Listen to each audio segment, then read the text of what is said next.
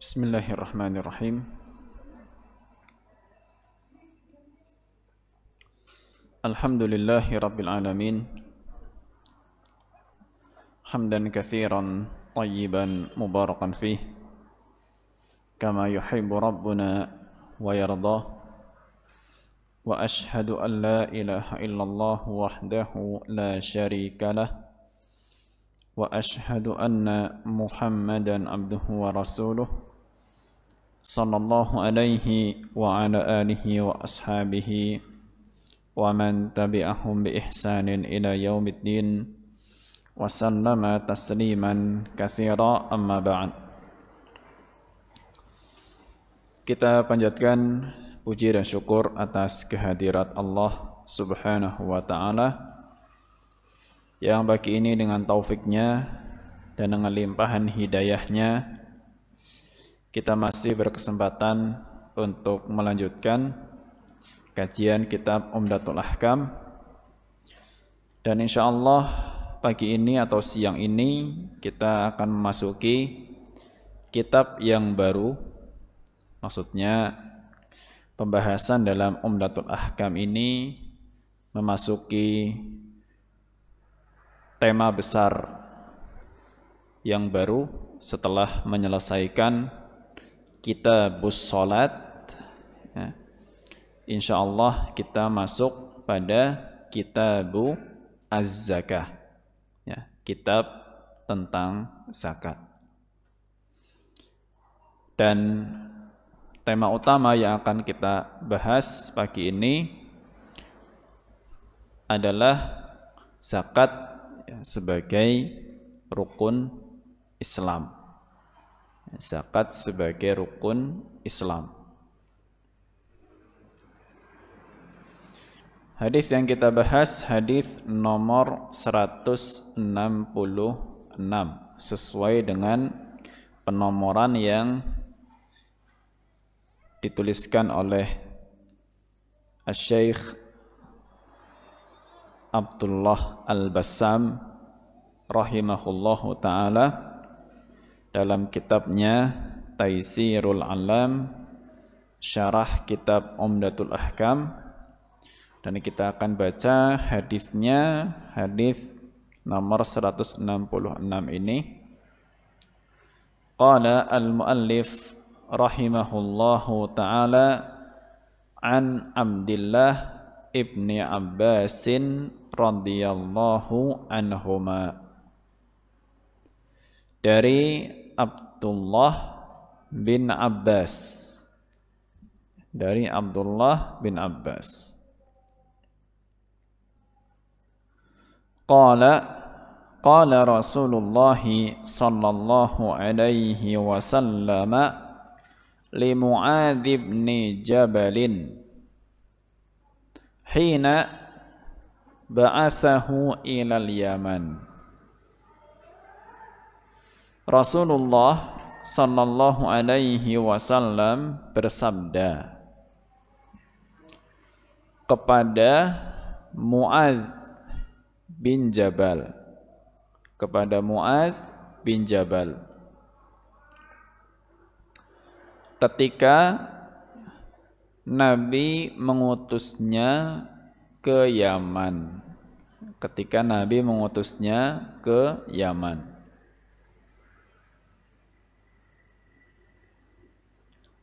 Innaka sata'ti qauman min ahli kitab, sesungguhnya engkau akan mendatangi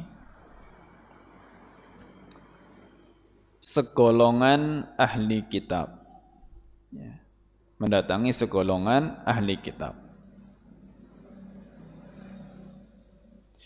Fa idza ji'tum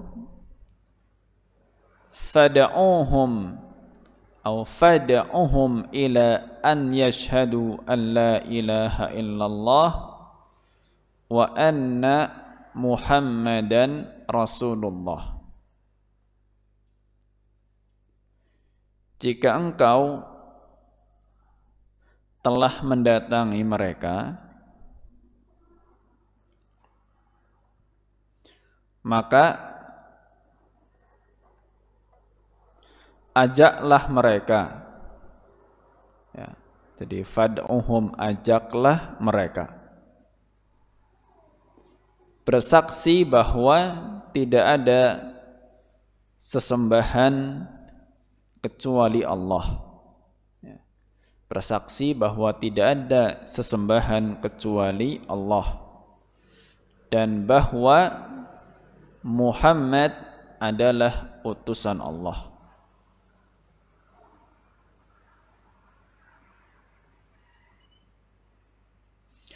Fa inhum ata'uka laka bidzalik fa akhbirhum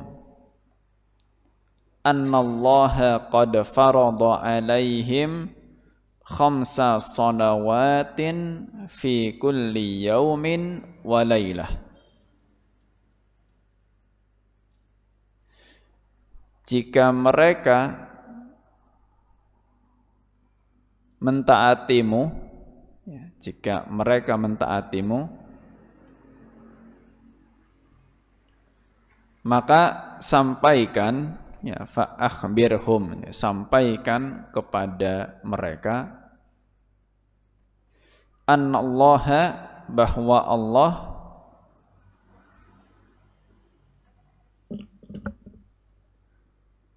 farada alaihim, mewajibkan kepada mereka, ya, bahwa Allah mewajibkan kepada mereka khamsa salawatin, salat 5 waktu,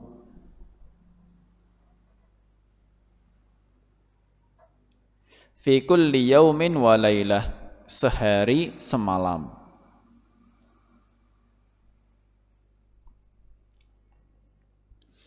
Fa inhum ata'uka laka bidzalik,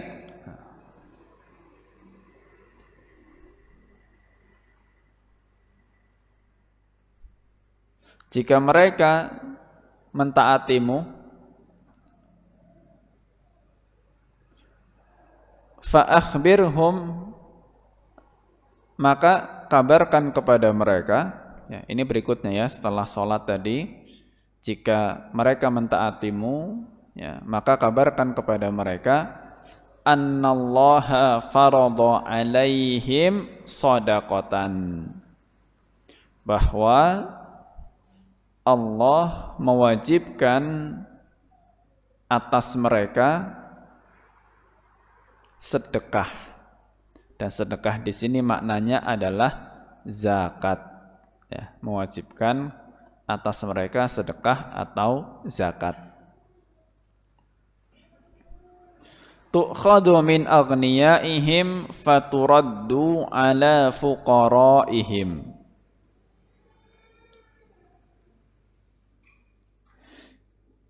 yang diambil dari orang kaya dan diserahkan kepada orang fakir, diserahkan kepada orang fakir dari mereka.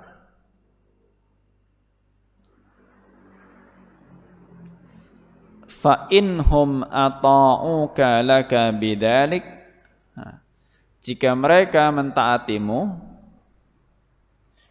fa iyyaka wa karaima amwalihim, ya, jika mereka mentaatimu, maka berhati-hatilah, ya, berhati-hatilah terhadap harta berharga mereka, ya, berhati-hatilah terhadap harta berharga mereka.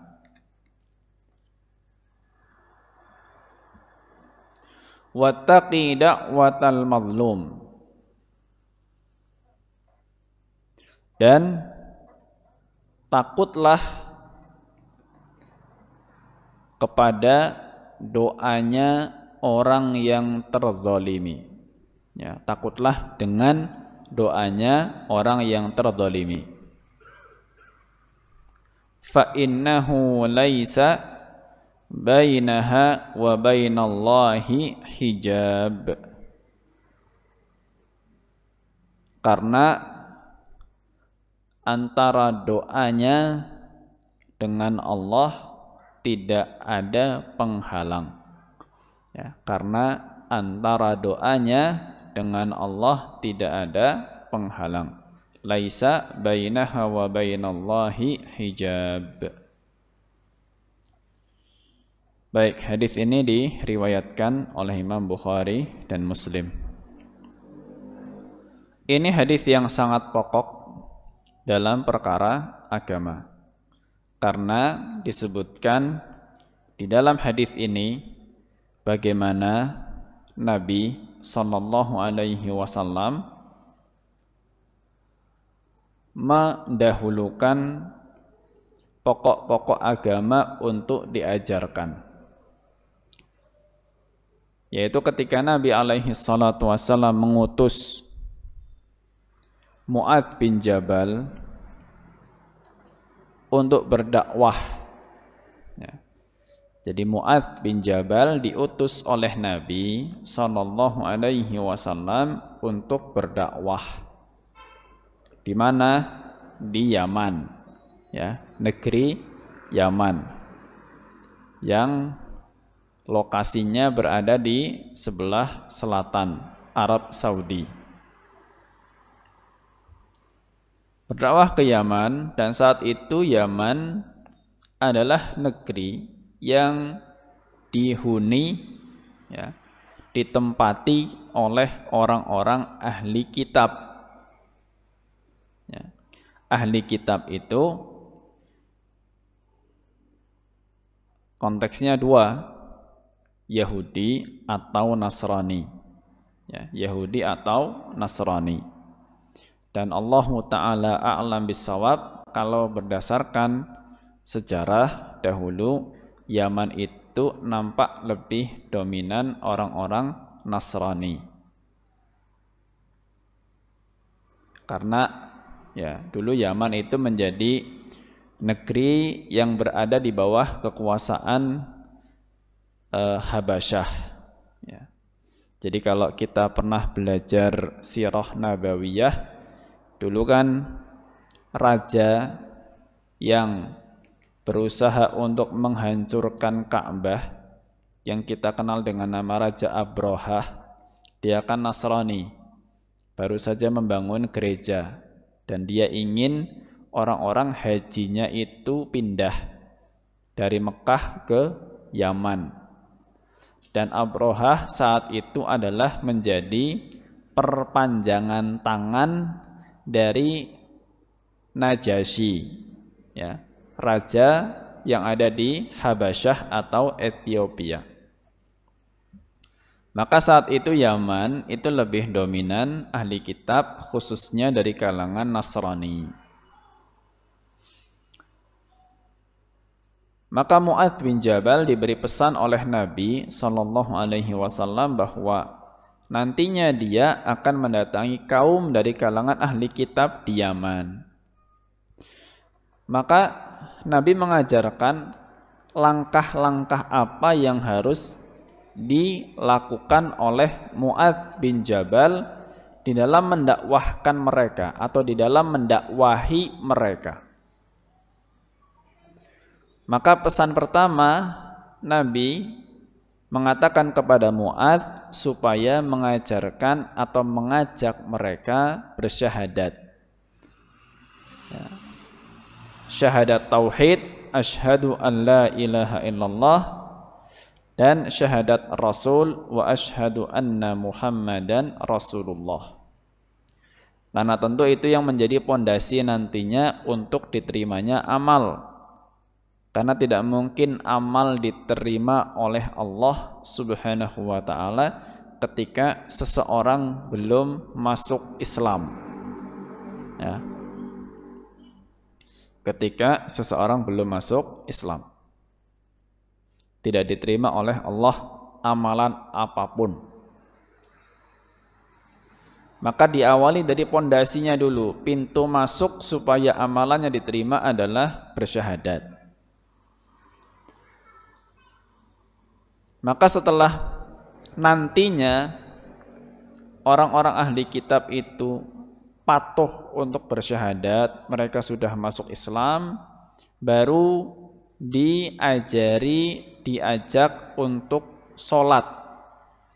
Ya, ini yang pertama kali setelah syahadat, sholat. Karena sholat ini yang paling pokok setelah syahadat. Ya, rukun Islam yang kedua, sholat. Sholat 5 waktu. Ya. Karena percuma kalau sholat 5 waktu tapi nggak bersyahadat.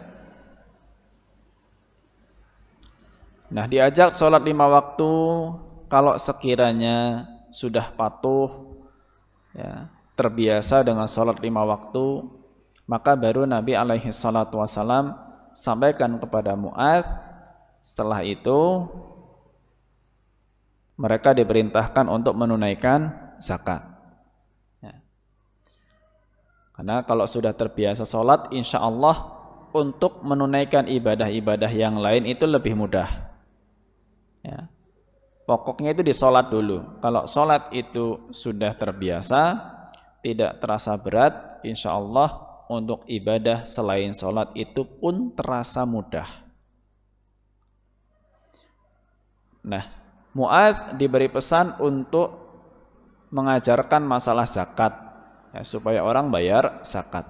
Zakat ini hanya diambil dari orang-orang yang kaya, memenuhi syarat nanti akan kita bahas dengan seizin Allah Subhanahu wa taala, dan diserahkan kepada orang-orang yang fakir.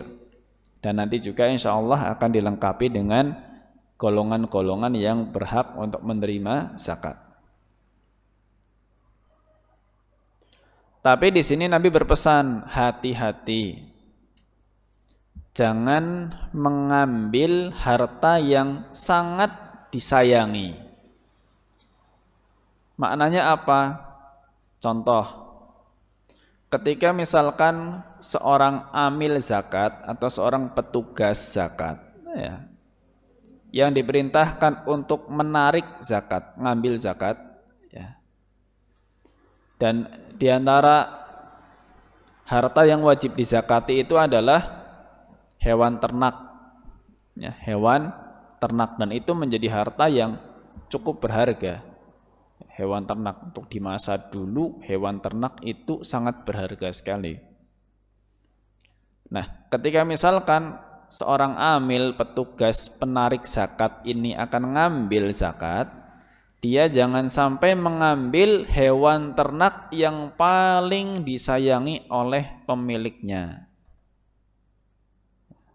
Mungkin di antara sekian banyak hewan ternak kan ada yang sangat-sangat disayangi oleh pemiliknya yang paling bagus, ya. Kalau kambing mungkin yang paling gemuk, ya, yang tanduknya masya Allah gitu, mungkin bulunya agak lebat, warnanya bagus.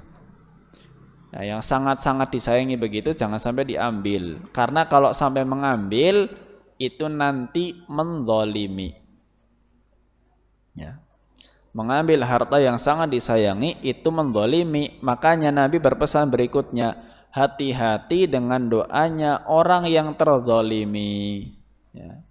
Kalau sampai seorang amil zakat mengambil harta yang paling disayangi oleh pemiliknya, bisa-bisa nanti orang tersebut mendoakan yang jelek-jelek kepada atau untuk amilnya. Ya, hati-hati. Sehingga dalam menunaikan kewajiban untuk menarik zakat pun harus melihat supaya tidak sampai menzalimi para muzakki, para orang yang membayar zakat. Itu gambaran ringkasnya dari hadis yang disampaikan oleh penulis di sini, dituliskan oleh Imam Abdul Ghani Al-Maqdisi dalam kitabnya Umdatul Ahkam. Maka kita akan mengambil beberapa pelajaran dari hadis ini. Yang pertama, karena ini babnya bab zakat, maka kita hanya fokuskan aja materi pembahasannya seputar zakat, ya. Meskipun hadis ini sangat syarat dengan pelajaran baik pelajaran tentang pendidikan, pelajaran tentang fikih dakwah, ya, bahkan ya pelajaran-pelajaran terkait dengan muamalah, ya. Tapi kita fokuskan seputar zakatnya saja sesuai dengan bab yang sedang kita pelajari, yaitu Kitabu Az-Zakah. Pertama, pembahasan hadis ini, zakat menjadi salah satu pokok dalam Islam. Ya, zakat menjadi salah satu pokok dalam Islam. Ya, karena apa? Seringkali zakat itu disandingkan dengan ibadah atau tauhid, ya, dan sholat. Seringkali zakat itu disandingkan dengan tauhid dan sholat. Bahkan di Quran, ya, tidak hanya di hadis ini, di Quran kita sering dengar contoh salah satu ayatnya di surat Al-Bayyinah, ya, ayat yang kelima. Wa ma umiru illa liya'budullaha mukhlishina lahuddina hunafa'a wa yuqimus salata wa yu'tuz zakata. Ya, Allah berfirman, tidaklah mereka itu diperintah. Mereka itu ahli kitab. Tidaklah ahli kitab itu diperintah kecuali untuk beribadah kepada Allah, ya, dengan ikhlas, hunafa, ya, condong kepada tauhid, kemudian mendirikan sholat dan menunaikan zakat. Jadi seringkali susunannya seperti itu. Tauhid, sholat, zakat, ya. Tauhid, sholat, zakat. Surat Al-Bayyinah ayat yang kelima, demikian juga dengan hadis yang baru saja kita baca. Ya, tauhid dengan syahadat, kemudian sholat, kemudian zakat. Dan sebagian ulama menjelaskan bahwa sholat dan zakat, ya, zakat ini juga termasuk syariat yang ada sejak dulu, ya, sejak sebelum Islam, ya, sudah ada zakat bahkan sebelum Islam, ya. Makanya Allah sebutkan seperti tadi di ayat yang kelima surat Al-Bayyinah, padahal mereka tidak diperintah kecuali untuk ibadah, ikhlas, bertauhid, sholat, zakat. Ya, itu menunjukkan adanya kesamaan pokok syariat antara agama kita, Islam yang saat ini, dengan agama umat-umat terdahulu, khususnya dari kalangan ahli kitab. Karena Allah di situ menegaskan kita tuh sama. Ya, yang diperintahkan kepada mereka sama dengan apa yang diperintahkan kepada Nabi Muhammad SAW. Ya, tauhid, sholat, zakat. Tauhid, sholat, zakat, sama. Dengan tujuan apa? Dengan tujuan ketika ajarannya itu sama dari pokoknya, nantinya orang-orang ahli kitab itu punya punya rasa untuk lebih dekat dengan Islam dan akhirnya diharapkan masuk Islam. Maka demikian juga dengan Mu'adz di sini yang diperintahkan oleh Nabi SAW untuk mendakwahi ahli kitab. Ya, mengawali dari pokok yang sangat-sangat dasar sekali, dan itu punya sisi kesamaan antara ajaran-ajaran ahli kitab dengan ajaran-ajaran umat Islam.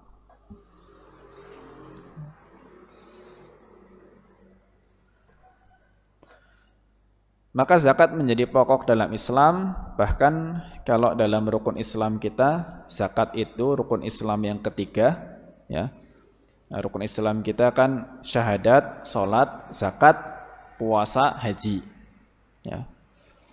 Sehingga orang yang tidak mau membayar zakat, ya, atau enggan membayar zakat, ya, ini akan ada hukum tertentu khusus, ya. Dan para ulama menjelaskan orang yang tidak mau membayar zakat, ya, dibagi jadi 3 hukumnya.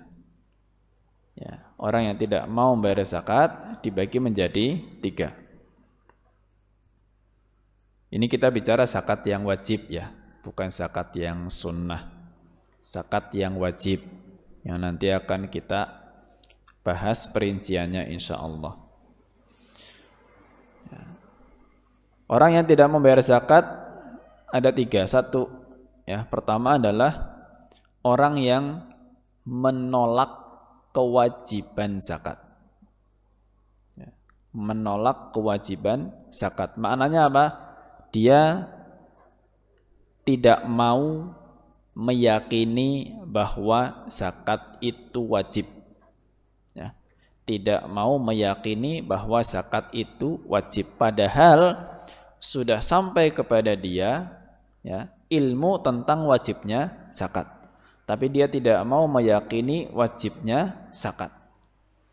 Maka yang seperti ini, orang yang sudah pernah mendapatkan ilmu tentang wajibnya zakat dan dia tidak mau meyakini wajibnya zakat, para ulama katakan orang tersebut jatuh ke dalam kekufuran. Kufurnya kufur besar, keluar dari Islam. Ya, kalau tidak mau meyakini wajibnya zakat. Kufur besar, keluar dari Islam. Padahal dia tahu bahwa zakat itu memang wajib, pernah sampai kepada dia ilmunya.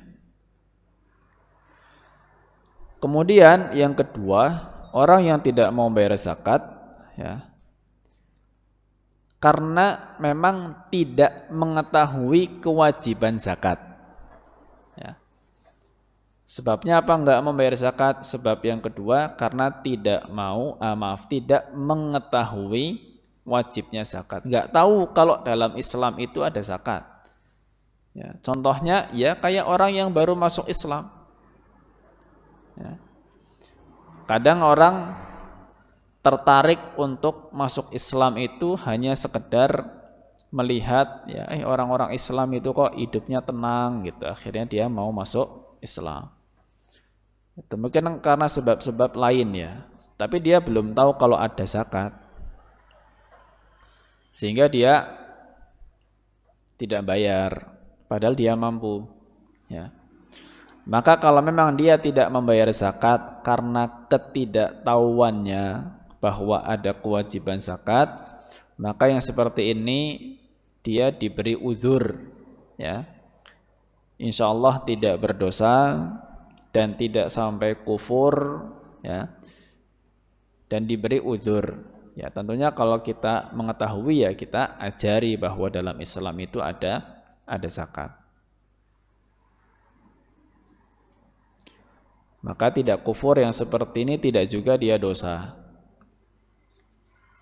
Kemudian yang ketiga, orang yang enggan bayar zakat karena bakhil, pelit.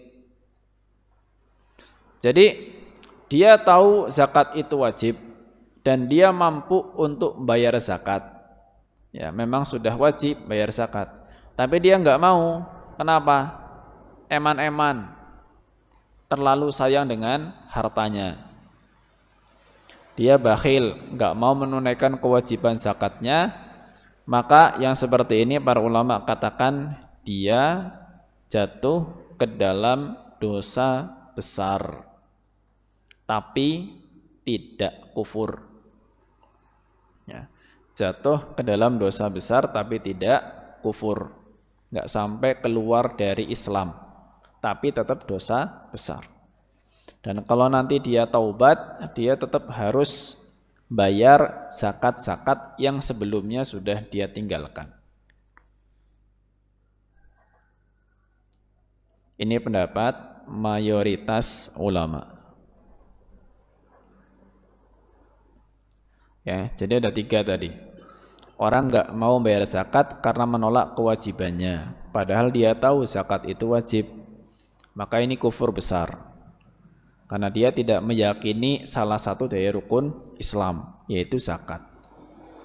Yang kedua, orang enggak mau bayar zakat bukan karena menolak kewajibannya, tapi memang karena tidak tahu. Ya, enggak tahu ada zakat dalam Islam. Ya, wajar. karena mungkin baru masuk Islam. Maka yang seperti ini ya dimaafkan. Enggak dosa, enggak kufur. Dan yang ketiga, orang yang tidak mau bayar zakat karena bakhil. Ya. Dia tahu zakat itu wajib, tapi dia sayang dengan hartanya, maka tidak mau bayar zakat. Yang seperti ini dia dosa besar, tapi tidak kufur. Ini faedah yang pertama tentang zakat sebagai pokok dalam Islam, rukun, ya, salah satu rukun Islam. Kemudian yang kedua, zakat di dalam Al-Quran atau hadis Nabi Sallallahu Alaihi Wasallam disebut juga dengan istilah sedekah. Ya. Di Quran pun zakat itu disebutnya sedekah. Ya. Ketika Allah perintahkan khudz min amwalihim shadaqatan, ya. Ambillah dari harta-harta mereka sebagai sedekah. Ya. Ketika Allah menyebutkan 8 golongan yang berhak menerima zakat, juga Allah menyebutnya dengan kata sedekah. Innamas shadaqatu lil fuqara. Sesungguhnya sedekah-sedekah itu untuk orang fakir. Ya. Jadi zakat, ya, disebutkan dalam Al-Quran dan hadis dengan istilah sedekah. Nah, sebetulnya kata sedekah itu lebih umum daripada zakat. Ya. Lebih umum sedekah itu. Jadi kalau kita bagi, ya, sedekah itu ada dua. Ya. Sedekah itu ada dua. Pertama adalah sedekah yang wajib. Ya, sedekah yang wajib. Nah, sedekah yang wajib inilah yang kemudian diistilahkan dengan zakat. Nah, sedekah yang wajib itu disebut dengan namanya zakat. Dan ada sedekah yang sunnah. Ya, sedekah yang sunnah. Ya, sedekah yang sunnah ini nanti istilahnya macam-macam. Ya, tapi kita lebih sering memang menggunakan istilah sedekah itu untuk yang sunnah daripada yang wajib. Ya. Kita lebih sering menggunakan istilah sedekah untuk yang sunnah daripada yang wajib. Makanya kalau kita kan ada lembaga ZIS, ya, ZIS, zakat, infak, sedekah. Ada zakat, infak, sedekah. Sedekah itu kan dipersepsikan untuk yang sunnah, zakat untuk yang wajib. Ya. Infak, yaitu istilah kita, ya, sebetulnya antara infak, zakat, sedekah itu bisa punya makna yang sama. Ya.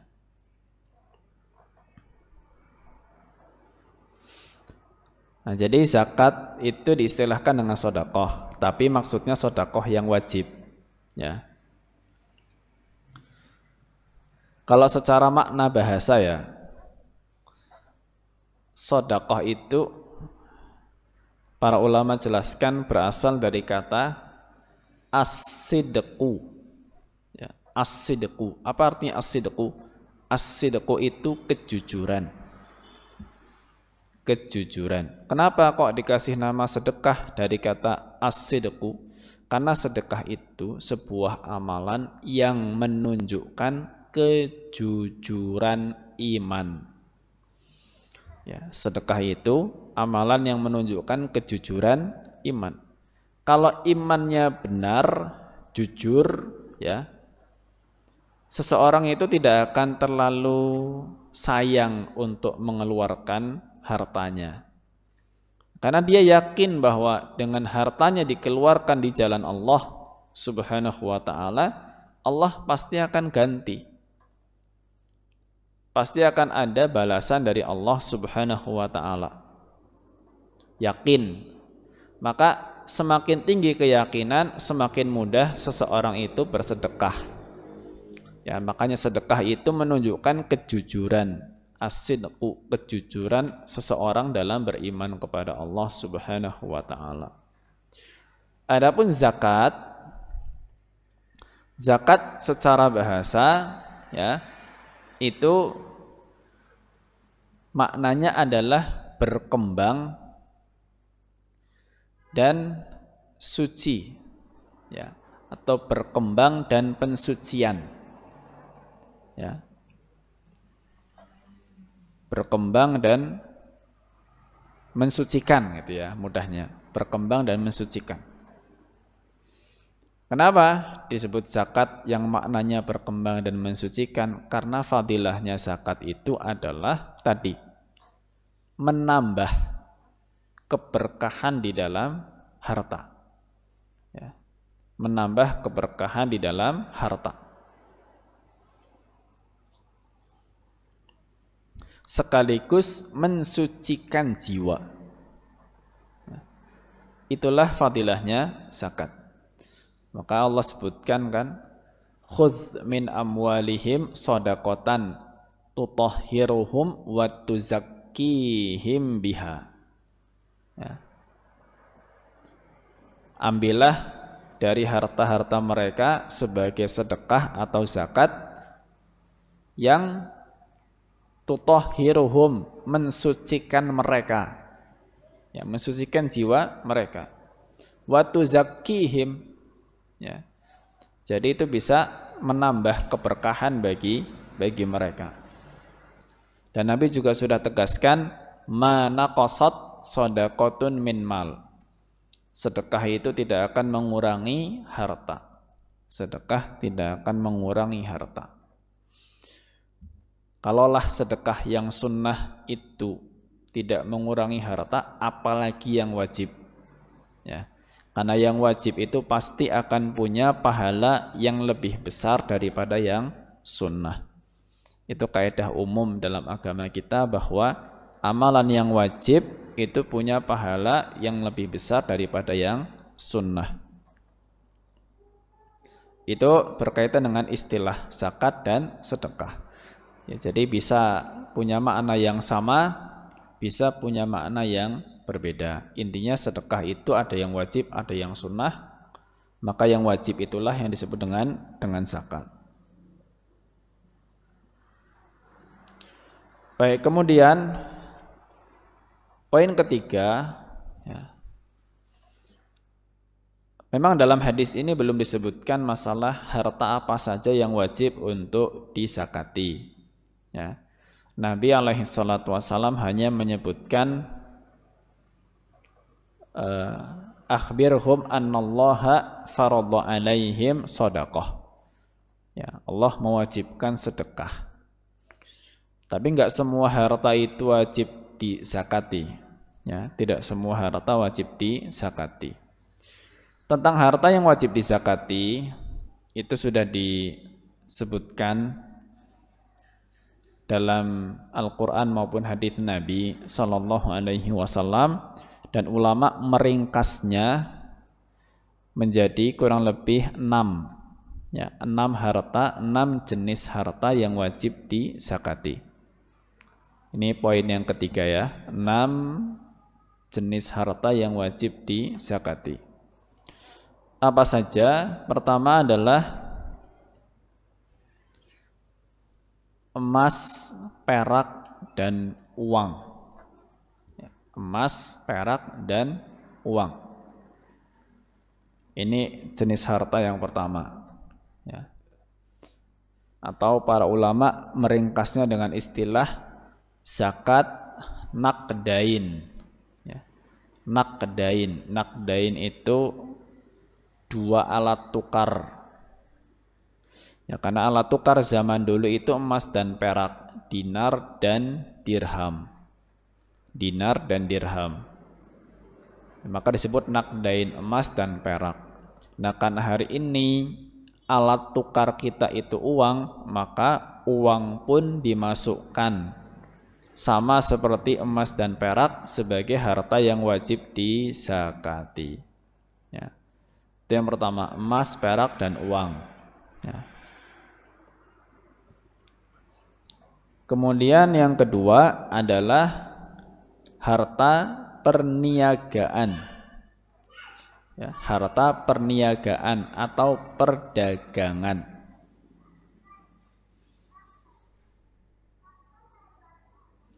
Maka nanti ini juga ada zakatnya. Orang yang punya bisnis dalam bentuk jual beli barang, ya, jual beli barang, punya toko, ya, mau toko yang online mau yang offline, maka nanti ada perhitungannya. Kalau memang modalnya dan keuntungannya kok digabungkan mencapai nisab.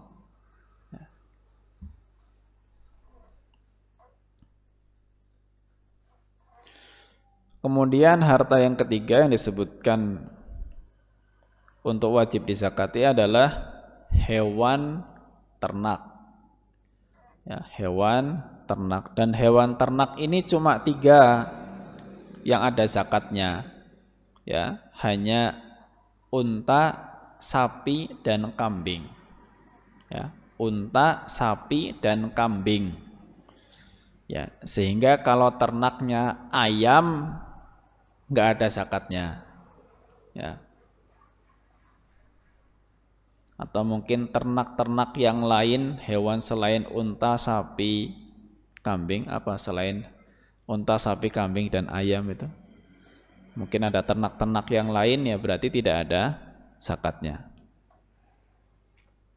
Kemudian yang keempat adalah hasil pertanian dan buah-buahan. Ya, hasil pertanian dan buah-buahan. Hasil pertanian ini yang dimaksud adalah untuk bahan makanan pokok. Ya, kalau dulu itu kan gandum, ya. Ya kalau di kita ya beras gitu. Enggak semua hasil pertanian. Jadi di sini para ulama mengatakan hasil pertanian ini adalah qutun muddakhar, bahan makanan pokok yang bisa disimpan dalam waktu lama. Ya, bahan makanan pokok yang bisa disimpan dalam waktu lama. Contohnya ya tadi, kalau di Timur Tengah mungkin gandum, ya. Kalau di kita ya beras. Di Timur Tengah ya ada beras juga. Tapi nampaknya mereka masih lebih pokok dengan gandum karena mereka banyak makan roti. Ya, mereka kesehariannya lebih banyak makan roti daripada makan nasi, sebatas yang saya tahu ya. Jadi kalau makan pagi, malam atau sore itu roti, makan nasi cuma siang aja. Ya. Kalau kita orang Indonesia kalau belum makan nasi kayak belum makan. Ya. Maka pertanian itu adalah bahan makanan pokok. Ya. Adapun buah-buahan yang dimaksud adalah kurma dan anggur. Ya, kurma dan anggur. Karena itu 2 buah yang memang awet, ya tahan lama. Anggur bisa tahan lama kalau sudah jadi kismis. Maka memang anggur itu dizakati ketika bentuknya sudah jadi kismis. Ya. Itu ada zakatnya. Ya. Kemudian harta yang kelima yang wajib dizakati itu apa yang kita istilahkan dengan nama harta karun. Ya, harta karun. Cuma ini kita perlu paham harta karun yang dimaksud itu apa gitu. Ya, karena istilah karun itu kalau sebatas yang suka saya dengar itu diambil dari kata korun. Korun, orang yang hidup di zaman Fir'aun yang ditenggelamkan oleh Allah Subhanahu wa taala di dalam bumi, yang Allah sebutkan fa khasafna bihi wa bidarihil arda. Ya. Allah tenggelamkan dia beserta dengan negerinya, rumah-rumahnya. Itu kemudian muncul nama harta karun, konon seperti itu, ya. Saking banyaknya harta si korun ini, kalau ada orang nemu harta terpendam kemudian disebut namanya harta karun. Tapi istilah harta karun dalam zakat ya tentu nggak bisa kita maknai dan kita persepsikan sebagai hartanya si Qarun, ya. Bukan itu. Tapi harta karun itu yang suka disebut dalam istilah fikih namanya rikaz. Ya. Namanya rikaz. Nah, kadang rikaz, ya, di beberapa buku terjemahan itu kemudian diterjemahkan dengan kata harta temuan, ya. Akhirnya punya makna beda lagi. Tadi sudah disebut harta karun, kemudian diistilahkan rikaz. Rikaz nanti diterjemahkan harta temuan. Tapi enggak setiap kita nemu harta di pinggir jalan ada zakatnya. Itu meskipun kita nemu uang misalkan segepok 10 juta rupiah gitu. Jadi rikaz atau harta temuan yang diistilahkan juga dengan harta karun di sini oleh para ulama dijelaskan itu adalah harta berupa emas, perak, ya, emas atau perak yang ditemukan terpendam, ya, ditemukan terpendam dan diketahui bahwa itu harta peninggalan jahiliyah. Ya, diketahui bahwa itu harta peninggalan jahiliyah. Jadi di emas perak yang ditemukan itu ada tanda-tanda bahwa itu harta sejak zaman jahiliyah. Itulah yang disebut dengan namanya rikaz, ya, harta temuan, harta karun yang wajib dizakati, ya. Adapun kalau kita nemu sesuatu yang sangat berharga, uang mungkin, ya itu kan nanti itu punya hukum tersendiri, itu namanya luqotoh, ya, istilahnya namanya luqotoh, ya. Kita nemu di pinggir jalan satu amplop, begitu dibuka isinya uang satu bengket, pecahan 100 ribuan, satu ikat, ya, 100 ribuan jumlahnya 10 juta rupiah, ya, 10 juta rupiah nih. Apakah kemudian itu jadi milik kita? Oh kan tidak, ya. Enak sekali kalau seperti itu, rezeki nomplok di pinggir jalan nemu 10 juta rupiah. Itu nanti ada hukumnya tersendiri, namanya luqotoh, barang temuan. Nanti ada fikihnya untuk diumumkan dulu selama setahun dan seterusnya. Ada aturan-aturan mainnya di situ, ya. Maka itu bukan rikaz namanya. Demikian juga kalau nemu emas mungkin terpendam di bawah tanah, ya. Tapi itu bukan emas peninggalan jahiliyah, bukan, ya. Itu pun nanti ada hukumnya tersendiri, ya. Itu nanti akan beda hukum kalau misalkan emas itu ditemukan di sebuah daerah berpenduduk atau ditemukan sebuah daerah yang tidak berpenduduk, nanti akan ada hukumnya sendiri, ya. Tapi kita kerucutkan di sini pembahasannya untuk memahami makna rikaz, harta temuan terpendam yang wajib dizakati adalah harta yang terpendam berupa emas, perak dan diketahui itu adalah peninggalan jahiliyah, ya. Baik. Yang terakhir, yang keenam adalah barang tambang yang berupa logam, ya. Barang tambang berupa logam. Ini nanti juga wajib dizakati. Itu sepintas dari harta-harta yang wajib dizakati. Sehingga dari sini kita paham, ya, bahwa tidak semua harta kita itu wajib dizakati, ya. Kadang orang kan nanya, Ustadz, saya punya rumah 10, ya, punya rumah 10. Satu rumahnya harganya 500 juta rupiah. Wah, 10 berarti berapa? 5 miliar, ya. 10 rumah masing-masing harganya 500 juta rupiah, setengah miliar. Berarti 10 rumah nilainya berapa? 5 miliar. Ya. Zakatnya berapa? Jangan kesimpulan zakat dulu, ya. Kita harus tahu dulu rumah itu dimiliki untuk apa, ya. Dimiliki untuk apa, ya. Atau mungkin Ustadz saya punya tanah luas sekali, ratusan hektar, ya. Kalau mungkin dinilai dengan rupiah itu bisa puluhan miliar harganya misalnya. Terus zakatnya berapa? Tanah nggak masuk tadi, nggak ada, itu ada emas, perak, uang, harta perniagaan, hewan ternak, pertanian, harta karun, barang tambang, nggak ada tanah. Ya. Maka dilihat dulu tanah itu dimiliki dalam rangka apa? Ya, untuk investasi kah? Kalau untuk investasi ya nggak ada zakatnya. Atau untuk perdagangan kah? Kalau memang dimiliki untuk diperjualbelikan, maka nanti akan masuk ke dalam kategori harta perniagaan. Ya, jadi semua tergantung statusnya.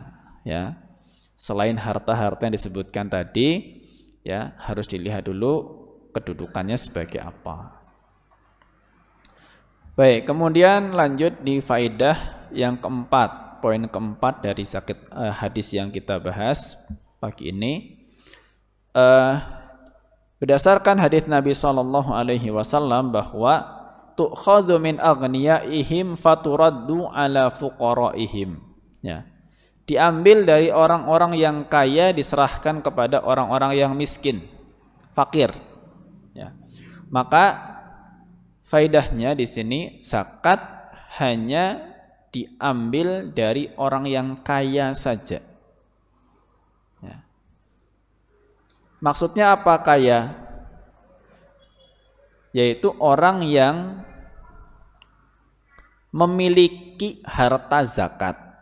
Ya, memiliki harta zakat. Jadi salah satu dari 6 tadi. Orang yang memiliki harta zakat yang sudah mencapai nisab dan melewati haul. Ya, haul itu 1 tahun. Tapi tidak semua harta zakat itu ada haulnya 1 tahun ya. Yang berhaul itu kan emas, perak, uang, perniagaan, kemudian hewan ternak. Ya. Adapun selebihnya enggak.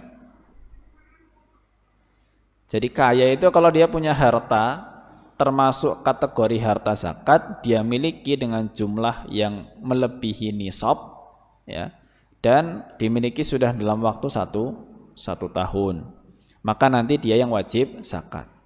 Ya. Tapi kalau orang sekedar punya harta, karena ukuran kaya miskin kan bisa beda-beda ya, gitu. Kayak tadi orang di rumah punya mobil, misalkan koleksi mobil ada 5 misalnya, ya, koleksi mobil 5. Mobilnya satunya mungkin seharga 100 juta rupiah. 5 berarti udah 500 juta rupiah. Rumah yang dia miliki pun mungkin seharga 500 juta rupiah. Jadi kalau dinilai 5 mobil plus 1 rumah itu sudah 1 miliar. Buat kita ngelihat begitu, oh orang kaya nih gitu. Tapi saldo dia di bank, ya, itu cuma 5 juta rupiah misalnya. Saldo dia di bank cuma 5 juta rupiah. Tuh. Ya berarti di sini nggak masuk kategori yang wajib zakat karena duitnya cuma 5 juta rupiah. Loh tapi kan mobilnya banyak, rumahnya juga gede. Iya, tapi kan mobil dan rumah itu bukan harta zakat. Ya. Jadi kalau dengan definisi ini dia bukan orang kaya yang wajib zakat.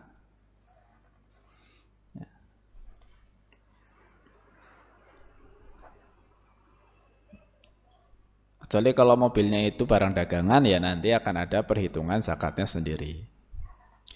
Itu yang dimaksud dengan orang kaya yang wajib zakat, yaitu orang punya harta zakat melebihi nisab dan dimiliki melewati haulnya 1 tahun. Terakhir di sini faedah yang kelima, tadi disebutkan dalam hadis Nabi SAW, faturaddu ala fuqaraihim. Harta itu, zakat itu diberikan kepada orang-orang fakir. Ya. Seolah-olah dalam hadis ini yang berhak menerima zakat itu cuma orang fakir aja. Padahal kita mengenal memang dalam zakat itu ada namanya 8 asnaf. Ya, 8 asnaf itu 8 golongan penerima zakat, ya, 8 golongan penerima zakat. Yang disebutkan di dalam Al-Qur'an di surat At-Taubah ayat yang ke-60. Di surat At-Taubah ayat yang ke-60. Ya. 8 golongan itu Allah Subhanahu wa taala sebutkan innamas shadaqatu lil fuqara. Pertama, sedekah zakat itu diberikan kepada orang-orang fakir. Ya, lil fuqara, orang-orang fakir. Wal masakin, yang kedua orang-orang miskin. Ada fakir, ada miskin, berarti beda. Ya, fakir sendiri, miskin sendiri. Apa bedanya fakir sama miskin? Fakir itu orang yang nyaris tidak punya harta, nyaris tidak punya harta. Ya, itu fakir. Ya.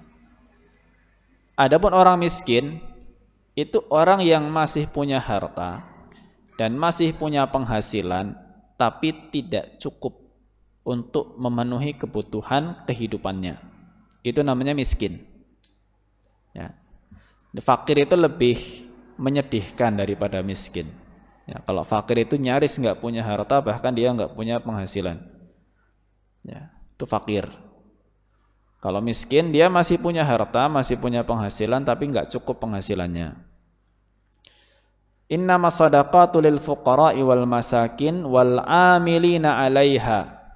Dan amil, ya, amil itu adalah orang yang ditugasi oleh pemerintah, oleh pemimpin untuk mengambil dan mendistribusikan zakat. Ya, orang yang secara resmi diperintah, ya, ditugaskan oleh pemerintah atau pemimpin yang resmi, yang sah, untuk mengambil dan mendistribusikan zakat. Dan dia bukan orang yang menerima gaji dari pemerintah, sehingga dia berhak menerima zakat. Ya, karena waktunya habis untuk narik zakat dan menyalurkan zakat, sehingga dia punya jatah khusus dari zakat tersebut.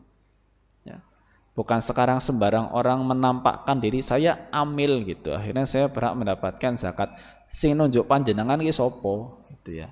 Yang menunjuk seseorang jadi amil itu siapa? Kadang cuma sebagai panitia zakat terus kemudian jadi amil. Enggak. Amil itu ditunjuk sama pemerintah resmi. Ya. Dan dia memang enggak punya gaji pokok dari pemerintah sebagai amil. Ya, makanya jatah dia dari zakat. Kemudian yang keempat adalah wal muallafati qulubuhum, yang kita sebut dengan istilah muallaf. Muallaf itu adalah orang yang dilunakkan hatinya. Ya, dilunakkan hatinya. Jadi persepsinya tidak hanya orang yang baru masuk Islam, bukan itu, tapi orang yang memang dilunakkan hatinya. Bisa memang karena baru masuk Islam, ya, akhirnya diberi zakat supaya hatinya semakin melunak untuk menerima Islam. Bisa juga dia itu orang yang masih kafir, cuma dia itu punya harapan besar untuk masuk Islam. Apalagi kalau dia sebagai pemimpin suku, pemimpin kaum yang kalau dia masuk Islam maka kaumnya bisa masuk Islam. Intinya orang yang sedang berusaha dilunakkan hatinya, itulah mu'allaf. Yang kelima,